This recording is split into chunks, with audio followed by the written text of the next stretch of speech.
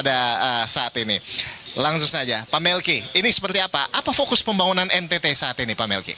Kami saat ini fokus untuk mengembangkan semua potensi yang dimiliki oleh NTT untuk bisa dikembangkan sebagai bagian dari mensejahterakan masyarakat di Nusa Tenggara Timur. Baik. Kami mendorong agar potensi-potensi yang ada di darat, di laut itu kemudian kita kembangkan, kemudian bisa masuk ke pasar dan mengembangkan ekonomi. Dan untuk itu tentunya semua potensi itu sekarang kami lagi dorong agar masyarakat bisa kembangkan dengan pola yang kami sebut dengan One Village, One Product. Satu desa, satu kelurahan itu masih ada minimal satu produk unggulan. Dan kemudian sekarang kami maju lagi dengan One Community, One Product. Satu komunitas itu harus satu produk, boleh itu gereja, boleh itu masjid, boleh itu sekolah, boleh itu komunitas tertentu. Yang intinya adalah kita ingin agar hasil-hasil dari NTT yang selama ini itu mentah dilepas ke pasar, kita sudah harus hilirisasikan, kita harus membuat nilai tambahnya bisa dinikmati oleh masyarakat NTT, dan kemudian kita juga membuat nanti setelah dihasilkan itu ada pasar yang namanya NTT Mart. NTT Mart. Seperti Alfamart, Indomart itu, tapi nanti ini mayoritas nanti akan menjual barang dari luar juga ya, tapi nanti mayoritas nanti barang yang diproduksi dari NTT tadi yang kami bikin, yang One Village, One Product atau One Community, One Product tadi itu. Wah, luar biasa. Pak Melki, kalau kita bicara terkait dengan sektor energi ini, Pak Melki, ini apa fokusnya untuk pembangunan di periode Pak Melki? Ya, kami kan memang sudah memiliki yang namanya rencana yang kami dapat dari pusat ya, Rencana Umum Energi Nasional. Ya. Dan juga sudah kami buat yang namanya Rencana Umum Energi Daerah, di mana pemerintah pusat itu memberikan penugasan pada NTT sebagai Provinsi Renewable Energy, Provinsi Energi Terbarukan, di mana NTT sendiri memiliki banyak sekali potensi energi hijau, energi terbarukan, yang itu luar biasa ada di semua daerah se-NTT tanpa kecuali. Kami memiliki energi angin yang tersebar merata, kami memiliki energi angin itu kira-kira sekitar lebih dari 10.000 megawatt, kemudian kami memiliki juga energi surya, lebih dari 60.000 megawatt, jadi lebih 60 gigawatt. Kami juga memiliki air ya, hidro, kemudian juga geotermal lebih dari 1.000 megawatt, dan juga tentu adalah arus laut yang juga ada di salah satu daerah, di daerah Pulau Flores, di Flores Timur. Nah, memang dari semua energi baru terbarukan ini, yang secara spot kecil-kecil itu sudah dibuat itu sekarang tenaga surya. Tapi juga yang sudah mulai berkembang sekarang di NTT itu adalah geotermal. Itu sudah ada sejak 2012 dibuat oleh PLN itu di Ulumbu, Manggarai, dan juga sejak kira-kira 4 tahun lalu itu adanya di Sokoria di Ende. Ya. Pak Melki, ini kalau kita lihat ini NTT memang sangat kaya begitu ya, apalagi terkait dengan EBT tadi itu. Betul. Nah, sejauh ini seperti apa progresnya, Pak? Sejauh ini memang yang sudah dikembangkan itu, terutama di Flores sekarang ini yang sudah jalankan tadi 2 ya.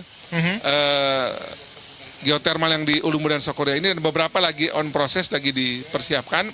Memang harus diakui bahwa sejak ada semacam catatan gitu, atau semacam aspirasi dari para uskup, pemimpin agama Katolik di Flores, dari juga tokoh-tokoh ataupun penggerak aktivis di bidang lingkungan, kami lagi membuat tim untuk mengecek kembali semua aspirasi yang disampaikan tadi itu untuk geotermal. Tapi juga saat yang sama juga, kemarin kami juga baru mengikuti tanda tangan waktu pas Presiden Macron dari Prancis ke sini, itu NTT mendapatkan 8 titik untuk energi baru terbarukan PLTS yang nanti menjadi listrik, menjadi hidrogen, dan akan menjadi amoniak. Oh, itu kerjasama dengan Prancis? Dengan Prancis. Itu dari HDF Prancis sudah ditandatangani, ada 8 titik, 600 juta dolar. Itu akan nanti diadakan di NTT. Dan juga ini ada lagi yang nanti lagi bergerak untuk sektor angin, dan juga ada lagi sekarang yang 2 yang cukup besar itu terkait dengan PLTS yang nanti itu bersama nanti dengan air, hidrogen, akan kemudian nanti menjadi amonia, itu juga lagi dikembangkan di Pulau Sumba. Itu cukup besar, itu juga gigawatt gitu. Itu lebih dari 1.000 megawatt, nanti rencananya lagi proses awal lagi berjalan, visibility studi dan sebagainya, dan nanti akan dibuat di Sumba itu. Luar biasa. Tadi udah ada perjanjian juga dengan Prancis. Dan juga ada beberapa program yang sedang dijalankan. Nah, tapi kalau sejauh ini dalam progresnya Pak Melki, ini apakah seperti apa tantangan-tantangan yang dihadapi sejauh ini? Memang yang harus dilakukan oleh oleh pemerintah dan tentu oleh pengembang adalah sekarang literasi terkait dengan semua jenis yang mau dikembangkan itu. Literasi kepada Literasinya, masyarakat. karena memang saya melihat bahwa kan kalau kita bicara energi fosil itu kan orang umumnya sudah mengerti. Baik. Yang pakai pembangkit minyak ataupun melalui batu bara dan lain-lain itu sudah umum ya. Tapi yang baru ini kan seperti geothermal, seperti PLTS yang kemudian sekarang tambah lagi dengan hidrogen, kemudian nanti angin Ya. dan juga yang lain ya. Saya pikir masih ada literasi ataupun edukasi yang baik sehingga sosialisasi yang baik sehingga masyarakat, tentu pemerintah dan masyarakat juga paham tentang bagaimana operasionalisasi dari pengembangan dari jenis ini gitu. Itu yang saya lihat perlu dilakukan sehingga adapun nanti ada diskusi tentang menyangkut, kan ada 5 isu yang saya lihat selalu menyertai isu tentang energi Indonesia ya. Yang pertama isu tentang teknis pengeboran. Teknis pengeboran. Yang kedua isu tentang lingkungan. Yang ketiga isu tentang bagi hasilnya. Yang keempat isu tentang bagaimana CSR-nya. Yang kelima isu tentang keamanan ini betul-betul bisa dijelaskan, didiskusikan, disepakati dengan masyarakat di sekitar lokasi proyek. Itu yang nanti kami dorong ke depan, dialog antara semua pihak biar ini bisa dimengerti bersama. Gitu. Tapi kalau tadi terkait dengan aspirasi dari masyarakat tadi, Betul. seperti apa sebetulnya yang dari mereka? Memang kemarin itu ada masukan yang tadi saya sampaikan bahwa Uskup Ende kemudian disepakati oleh beberapa uskup ada menyampaikan catatan terkait dengan misalnya lingkungan yang ada di sekitar lokasi program panas bumi dianggap itu merusak lingkungan atau dilaporkan merusak lingkungan. Ada juga terkait dengan beberapa komitmen terkait dengan bagaimana tanggung jawab sosial perusahaan atau bagaimana pemberian insentif ataupun bagi hasil bagi masyarakat misalnya. Yang setelah kami juga membentuk tim uji petik. Ya. Kami membuat tim uji petik untuk mengecek semua ini, melibatkan ahli-ahli dari UI, UGM, ITB, Undana, Unipa dan Universitas dan sebagainya. Itu memang ditemukan bahwa ternyata banyak sekali aspirasi itu ternyata memang bisa dijelaskan atau bisa dikomunikasikan gitu. Dan kami prinsipnya adalah 3 posisi dari pemerintah provinsi NTT. Kalau itu sudah bagus, tentu diteruskan. Baik. Kalau itu mungkin kurang bagus dan bisa diperbaiki, kita perbaiki. Kalau memang itu ternyata memang sudah dicoba, memang ternyata nggak bisa, lebih baik jangan dipaksakan, lebih baik itu jangan dilanjutkan. Jadi kami baik. yang sudah bagus silakan diteruskan, yang belum bagus diperbaiki sampai betul-betul baik. Yang memang nggak bisa dibangun karena berbagai alasan, lebih baik jangan gitu.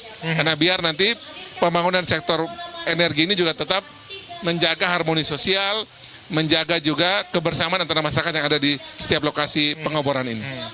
Oke, baik. Ini mungkin terakhir singkat saja. Ya. Ini kan kita lihat bahwa dunia ini memang lagi fokus transisi energi ini, Betul, Pak. Nah, betul. bagaimana NTT melihat terkait dengan hal ini, mengambil peran, menangkap peluang ini? Sebenarnya. Dan saya pikir begini Mas Roland, NTT justru kalau kita lihat di Indonesia ini termasuk daerah yang nanti akan menjadi contoh daripada transisi energi yang lagi berjalan ini. Kami melihat bahwa NTT saat ini dengan penugasan dari pemerintah pusat ini membuat transisi energi yang kami harus membaur energi sekarang ini. Antara yang fosil dengan yang EBT ini, energi baru terbarukan. Dan ini harus kami lalui. Memang tahapan di mana ada diskursus, ada pro kontra, ini memang tahapan harus dilalui. Dan kami percaya bahwa makin ke depan setelah dipahami dan bisa dimengerti dan bisa dijelaskan oleh pengembang terutama PLN, pasti transisi energi NTT mestinya berjalan lebih baik lagi. Dan baru coba bayangkan 10 ribuan lebih itu megawatt itu ada di angin, lebih dari 60 ribu megawatt itu ada di surya, lebih dari 1000 lebih itu ada di geothermal, belum lagi air dan juga arus laut ya. Saya pikir kalau itu dikembangkan setengahnya saja dari itu, NTT sudah cukup. Bisa juga itu yang saya dengar itu nanti bisa dibawa mungkin ke Jawa. Yang mungkin kalau memang membutuhkan, Itu kemudian bisa setengahnya dibawa aja ke itu, Pak, ya? bisa juga dibawa ke Singapura, juga kemudian ke Australia. Dan kami percaya betul bahwa namanya energi hijau itu dia akan membuat berbagai keunggulan itu akan terbawa dari produksi yang mengikuti atau dipakainya tuh melalui energi bersih itu. Orang suka pariwisata itu kan kalau dia menggunakan energi bersih. Ya, Orang suka produk yang memakai energi bersih. betul. Orang suka Dicari berbagai hal itu dunia itu. energi bersih. Jadi kami percaya bahwa NTT akan menjadi masa depan dari energi bersih di Indonesia dan juga di dunia. Wow, luar biasa. Ini kita lihat ya, betapa bersyukurnya kita tinggal di Bersyukur. Indonesia. Kita Karena ada punya lagunya NTT. tuh. Apa tuh, Pak? Lagunya itu. Ada lagunya gini. Ikan naik di pantai. Iya. Ikan naik di pantai. Oh, iya. Ingat kan lagunya? Tahu. Ada salah satu liriknya gini. Kurang nikmat apa hidup di NTT. Ya, itu ada lagunya. Itu ada lagunya. Betul sekali. Ada. Ini ya itu dia tadi saya bilang bahwa ini bersyukur kita punya Indonesia. Kita tinggal di Indonesia, apalagi kita juga punya NTT begitu ya Pak ya, dengan segala kekayaannya. Kurang nikmat apa Anda hidup di NTT. Itu ada. Baik. Itu ada liriknya itu. Closing statement dari Anda terkait hal ini, silakan. Baik, saya kira buat semua pemirsa dari BTV, Investor Daily yang mengikuti acara ini, buat masyarakat Indonesia, khususnya masyarakat NTT, tentu semua perubahan itu tidak bisa berlangsung dengan sebegitu saja. Ini kita bukan memberikan token ajaib, ini bukan abrakadabra. Kita semua harus mengupayakan agar perubahan itu bisa berjalan dengan baik, melibatkan banyak pihak, dan apapun yang menjadi bagian dari perubahan itu mesti bisa dibicarakan baik-baik, didialogkan baik-baik, dan menjadi bagian dari komitmen bersama setiap pihak untuk kita bergerak maju ke depan. Jangan pernah takut dengan perubahan, dan jangan pernah menyerah, karena Tuhan pastikan bersama orang-orang yang berniat baik untuk negeri ini, juga buat NTT. Luar biasa Pak Gubernur. Baik. Terima kasih Pak Gubernur. Terima kasih. Kita tentunya berharap bahwa ya dengan kekayaan yang kita punya, terutama Indonesia ya, terutama NTT begitu, amin. ini bisa memberikan sumbangsi yang luar biasa bagi negara, bahkan luar negeri seperti itu. Ya. Baik, sekali lagi kami ucapkan terima kasih. Terima kasih, Bung Roland. Pemirsa, demikian tadi Dialog Investor Daily Special bersama Emmanuel Melkiades Lakalena, Gubernur Provinsi Nusa Tenggara Timur. Dan dialog tadi juga menjadi akhir kebersamaan kita dalam program Investor Daily Special hari ini. Ya, pemirsa, kita